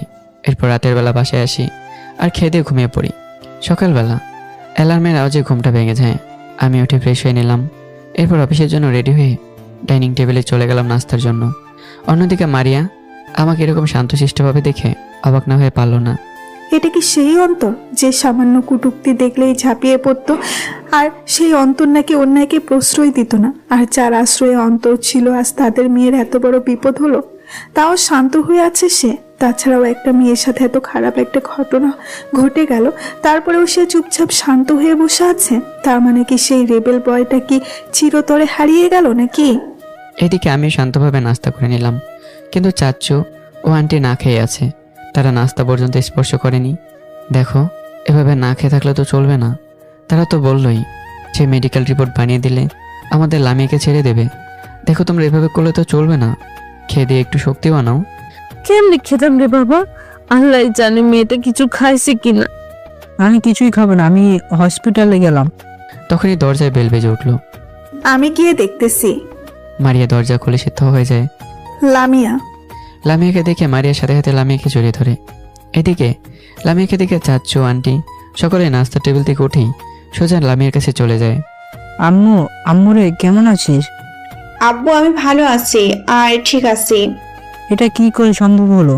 তারা তো বলেছে সেই মেডিকেল রিপোর্ট বানিয়ে দিলে তবেই ছাড়বে তোকে, তাহলে কি করে আসলি তুই? আমি জানি না আব্বু, হঠাৎ আজ সকালে যখন আমার ঘুম ভাঙে দেখলাম আমি একদম মুক্ত, আর সেখানে থাকা লোকটা আমাকে বাড়ির সামনে এনে দিয়ে যায়। আল্লাহর কাছে লাখ লাখ শুক্রিয়া, আমাদের মামনি তো ঠিক আছে। কিরে, শেষমেশ কিডন্যাপারের মাথাটাও খাইছিস? সে বিরক্ত হয়ে তোরে ছেড়ে দিছে? ভাইয়া তুই এমন কেন? জানিস আমার কত কষ্ট হয়েছিল আর কত ভয় লাগছিল। কি তোর ভয় লাগছিল? হায় রে ব্রেভ গার্ল, কোথায় আপনার সাহসিকতা? দেখলাম লামিয়া কান্না করে দিছে। আচ্ছা বাদ দে, যা ফ্রেশ হয়ে নে, নাস্তা কর কেমন? আর তখন আমার মোবাইলে কল আসে। হ্যালো, আমি আসতেছি তো, কল দেওয়া লাগবে না বলে কল কেটে দিলাম। আচ্ছা আমি তাহলে অফিসে যাই, কাজ আছে সামনে, আরও একটা বড় ডিলের মিটিং আছে। আমি বিদায় নিয়ে বাইরে চলে যাই। অন্যদিকে মারিয়াসকে ঘটনাটা দেখে তো হয়ে গেল। লামিয়া কি করে এত সহজেই চলে আসলো? মানে সেটা ঠিক আছে, কিন্তু তারা তো বলছিল সেই মেডিকেল রিপোর্ট দেওয়ার পর তারা লামিয়াকে ছাড়বে, কিন্তু কি করে সে চলে আসলো? সত্যি অদ্ভুত ব্যাপার এটা। এদিকে আমি বাসা থেকে কিছুটা দূরে চলে আসি। মোবাইলটা বের করলাম আর কল দিলাম। হ্যালো, আসসালামু আলাইকুম। ওয়ালাইকুম আসসালাম, মিস্টার রহমান, কোথায় আপনি? স্যার আমি একটু অন্য জায়গায় যাব। স্যার আমার 1 সপ্তাহে ছুটি দেওয়া যাবে? হঠাৎ ছুটি? স্যার আসলে আমার এক ফ্রেন্ডের বিয়ে, তাই ছুটি যাচ্ছি। বেচারা অনেক রিকোয়েস্ট করছে, আমি অনেকবার বারণ করার সত্ত্বেও সে আমাকে ছাড়ছে না। আচ্ছা না, অসুবিধা নাই। আর তারাও ছুটি নাও নাই। ওকে, অফিসে এসে ছুটি মঞ্জুরের জন্য অ্যাপ্লিকেশন দিয়ে যাও। থ্যাংক ইউ স্যার, আসসালামু আলাইকুম। ওয়ালাইকুম আসসালাম বলে কল কেটে দিল। আর আমি আমার ইন করা শার্টটা বের করলাম আর হাতাগুলো ভাঁজ করে নিলাম, চুলগুলো একটু এলোমেলো করে দিলাম, কারণ the rebel boy is the back. গতকাল রাতেই রেবেল বয়ের আগমন হয়েছিল যখন আমি বাসা থেকে বের হই। মানে বুঝলেন না তো? চলুন কাল রাতের ঘটনা বলি। গতকাল রাতে মারিয়ার সাথে কথা বলে শেষ করেই আমি বাসার থেকে বের হলাম। আমার মধ্যে অনেক জেদ কাজ করতে লাগলো, কারণ একটা মেয়ের সাথে অন্যায় হয়েছে আর সেটাকে ধামাচাপা দেওয়ার জন্য কত কাহিনী না করতেছে তারা। কিন্তু একটা বড় ভাবলো না মেয়েটার কি হবে, সমাজে সে মেয়েটাকে কি টিকতে দেবে? তাই রাগ উঠে গেল। চিন্তা করলাম সেই রেবেল বয়কে চিরতরে দাফন করে দেব। কিন্তু খারাপের দুনিয়ায় ভালোর কোনো মূল্য নেই। ওই যে বলে না, যে যেমন তার সাথে তেমন হওয়া উচিত। আমি মোবাইলটা বের করে নিলয়কে কল দিলাম। হ্যালো নিলয়। ভাই, কি অবস্থা, কেমন আছেন? ভালো নেই, আমাকে একটা পিস্তলে জোগাড় করে দিতে পারবি? শহরে অনেক নরপশু জন্মেছে, তাদের সাহায্য করতে হবে। মানে ভাই আপনি আবার ব্যাক করবেন? না, শুধু নরপশুগুলোকে সাহায্য করব। এখন কথা না বলে একটা পিস্তল জোগাড় করে দে। ভাই আপনি কোথায় আছেন? বাসায়? না, এখন বাইরে আছি। ঠিক আছে, আমি একজনকে বলতেছি, সেই আমাদেরই লোক, তার থেকে নিয়েন আর ঠিকানা SMS করে পাঠাবো আপনাকে, ঠিক আছে? তারপর কল কেটে দিল। কিছুক্ষণ পর নিলয় SMS পাঠায়, একটা ঠিকানা দেয়, সেটা অনুযায়ী আমি চলে যাই আর কল দিই। হ্যাঁ নিলয়, আমি পৌঁছে গেছি। ভাই সেখানে কালো টি শার্ট পরে একটা ছেলে আসবে, তার থেকে নিয়ে এর কিছুক্ষণ পরে একটা ছেলে আসে। আপনি নিলয় ভাইয়ের লোক? নিলয় আমার লোক, জিনিসটা দাও। সে আমাকে প্যাকেটটা ধরিয়ে দেয়। নিলয় ভাই আপনার লোক মানে? আপনি কে? তেমন কেউ না, জাস্ট আগে আমাকে রেবেল বয় নামে সকলেই চিনত। অন্তর ভাই? ভাই আপনি জীবিত আছেন? ও আল্লাহ, অবশেষ অন্তর ভাইকে দেখলাম। হয়েছে, এবার তোমার কাজ শেষ, তুমি যাও, বাকিটা আমার কাজ। ভাই একটা প্রশ্ন, ভাই এই গানটা নিয়ে কি করবেন? এলাকায় কিছু কুত্তা বেশি ঘেউ ঘেউ করতেছে, সেগুলো ঘেউ ঘেউ বন্ধ করব। তবে একটা হেল্প লাগবে তোমার। বলেন ভাই, কি হেল্প করতে হবে? এই এলাকায় এমপির ছেলে কই আছে, আমাকে একটু বের করে দাও তো, তাকে আমার লাগবে। তারপর ছেলেটা একটা আড্ডায় নিয়ে যায়, আর আমি মুখে রুমাল বেঁধে ফেলি, কারণ আমি চাই না কেউ আমার চেহারা দেখুক। ছেলেটা আমাকে দেখিয়ে দেয়, আর আমি দেখলাম এমপির ছেলের সাথে কিছু ছেলেপেলো আছে যেগুলোর কাছে গান ছিল, আর তারা তো অন্য দুনিয়ায় চলে গেছে, যাকে বলা যায় নেশার দুনিয়া। আমি গান রিলোড করে নিলাম। ভাই আমি আছি আপনার সাথে। তারপর শুরু করে দিলাম, দুজনেই শ্যুট করা। সেখানে প্রায় 8 জনের মতো ছিল। এমপির ছেলে বাদে সব কটে শেষ। আমাদের দুজনকে দেখে এমপির ছেলে পালাতে লাগে, আমি তার পায়ে শ্যুট করে দিই, আর সে পড়ে যায়। তবুও পালাতে চেষ্টা করলে তাকে ধরে ফেলি। কিরে, কই পালাস তুই? এতই সহজ নাকি আমার হাত থেকে পালানো? কে তুই? তুই জানিস না তুই কার সাথে পাঙ্কা নিচ্ছিস? তুই জানিস আমি কে? হাবুল বেটা। ভাই এটাকে এখানে টপকাবেন নাকি কোথাও নিয়ে গিয়ে টপকাবেন? তারপর আমি আর আমার সাথে থাকা ছেলেটা মিলে একটা জায়গায় নিয়ে যাই, আর সেখানে তাকে বেঁধে রাখি। ভাই এখন কি করবেন? ব্যাস, হাতে থেকে পিস্তলটা রেখেই পাঞ্চিং প্র্যাকটিস শুরু করে দিলাম। শালাকে ইচ্ছে মতো ঘুষি মারতে থাকি, আর শরীরের যত রাগ ছিল সব মেটাতে লাগি। দেখলাম মারতে মারতে রক্তাক্ত করে ফেলেছি। এই তোর এমপি বাপের নাম্বারটা দিত। দেখলাম মায়ের খেয়ে শালা বেহুশ। ভাই এত বেহোশ? অসুবিধা নেই, পকেট থেকে মোবাইল বের করলো, আর স্ক্রিন দেখিয়ে বলল, ভাই লক করা, এখন কি করব? ফিঙ্গারপ্রিন্ট নেই? ও হ্যাঁ আছে তো। তারপর ফিঙ্গারপ্রিন্ট দিয়ে লক খোলে, আর এমপির মোবাইলে ভিডিও কল দিই। সেও কল রিসিভ করে। কিরে কই তুই? আসসালামু আলাইকুম এমপি সাহেব, ভালো আছেন? কিরে তুই, আমার ছেলের মোবাইল তোর কাছে কেন? আর মুখে রুমাল বেঁধে রেখেছিস কেন? আমি কে সেটা ইম্পর্টেন্ট নয়, আমি কি সেটা ইম্পর্টেন্ট। আর কথা রইল তোর ছেলের, সেও আছে, কিন্তু জানি না তাকে দেখে তুই ঠিক থাকতে পারবে কিনা। তারপর এমপিকে তার ছেলেকে দেখালাম। রিহান বাবা, কি হয়েছে তোর? মজা না ব্যাপারটা? আমার থেকে তো ভালোই লাগলো। আমার ছেলেকে ছেড়ে দে, তুই যেই হোস না কেন, এই কাজের জন্য পথকাটে হবে তোকে। আরে বেটা, পস্তানোর কথা বাদ দে। এখন তোর ছেলেকে যদি জীবিত দেখতে চাস, তাহলে প্রথমে তুই পুলিশের কাছে গিয়ে তোর ছেলের গুণাগুলো স্বীকার কর। তারপর যে ডাক্তারের মেয়েকে কিডন্যাপ করছিস তাকে তার বাড়িতে পৌঁছে দে। আর যদি এটা না করিস, তোর ছেলের এক একটা অঙ্গ কেটে তোকে গিফট করব। হ্যাঁ, আর বাজে বকিস না, যা বলছি সেটাই কর, না হলে পস্তাবি তুই। বলে কল কেটে দিলাম। ভাই আপনার এই রূপ দেখে আমি সত্যি এবার বিশ্বাস হয়ে গেল কেন আপনাকে রেবেল বয় বলা হয়। আচ্ছা, তোমার নামটাই তো জানা হলো না, নাম কি তোমার? ভাই আমার নাম সিয়াম। আচ্ছা সিয়াম, এটাকে এখানে রাখো, কালে সেটার ব্যবস্থা করব। ঠিক আছে ভাই, আপনি যান, আমি এই বেটাকে দেখে রাখবো। তারপর বাড়ি চলে যাই। এবার বর্তমান। কালকের কাহিনীর জন্যই তো লামিয়াকে সুন্দর করে বাড়িতে পৌঁছে দেওয়া হয়। তবে মাথায় একটা প্রশ্ন ঘুরপাক খাচ্ছে, সেটা হলো কে এই শ্যাডো যাকে মাফিয়া বলা হচ্ছে? এর উত্তর হয়তো আমি এমপির ছেলে বা এমপির কাছ থেকে পাবো, না হলে নিজেকে খুঁজে বের করতে হবে এই শ্যাডো কে। আমি চলে গেলাম সেখানে যেখানে এমপির ছেলেকে বেঁধে রাখা আছে। আমি সেই জায়গায় যেতেই দেখি এমপির ছেলে বাধা, আর সিয়ামও সেখানে আছে। আমি মুখে রুমাল বেঁধে তাদের কাছে গেলাম। ভাই আপনি আসছেন? ব্যাটার ঘুম ভাঙে নাই? না ভাই, আরে ঘুম ভাঙেই ঝামেলা, সারাক্ষণ ক্যাত করে মেজাজটা খারাপ হয়ে যায়। বাদ দে, একটু পানি নিয়ে তো, শালা ঘুম ভাঙাতে হবে। জি ভাই। সিয়াম পানি নিয়ে আসে। আমি পানি হাতে নিতেই সেই লেভেলে ঝাটকা খেলাম। কিরে ভাই, এটা পানি না বরফ? ভাই শীতকাল, তাই পানিও এখন বরফ, কিছুই করার নাই। আমিও কোনো মতো কষ্ট করে হাতে পানি নিয়ে এমপি ছেলের মুখে ছিটা দিই। সাথে সাথে সেও লাফিয়ে ওঠে। কিরে নবাবজাদা, ঘুম ভাঙছে তোর? ভাই আমি জেনে গেছি আপনি কি। ভাই আমাকে ছেড়ে দেন ভাই। তাহলে বলতো আমি কে? ভাই আপনি আর কেউ না, সেই গ্যাংস্টার যে একবার খেপে গেলে তার শিকার মিস হয় না। আমি কাল রাতেই জেনে গেছি আপনি আর কেউ কে, সেই রোবেল বয় যার কথা শুনে বাকি সকল গ্যাংস্টারের হাওয়া বের হয়ে যেত। ভাই আমাকে ছেড়ে দেন, আমি অন্যায় করেছি, প্রয়োজনে পুলিশের হাতে দেন, আমাকে তুলে দেন, কিন্তু তারপরেও আমাকে কিছু করিয়েন না ভাই। সেটার জন্যই তো আমি আসলাম। সিয়াম, তার বাবা কি মোবাইলে কল দিছিল? জি ভাই দিছিল। দেখি মোবাইলটা দে তো। সিয়াম আমাকে মোবাইলটা হাতে দেয়। দেখলাম অনেকগুলো কল। আমি কল ব্যাক করলাম আর রিসিভ করলো। হ্যালো হ্যালো, আমি কথা রাখছি।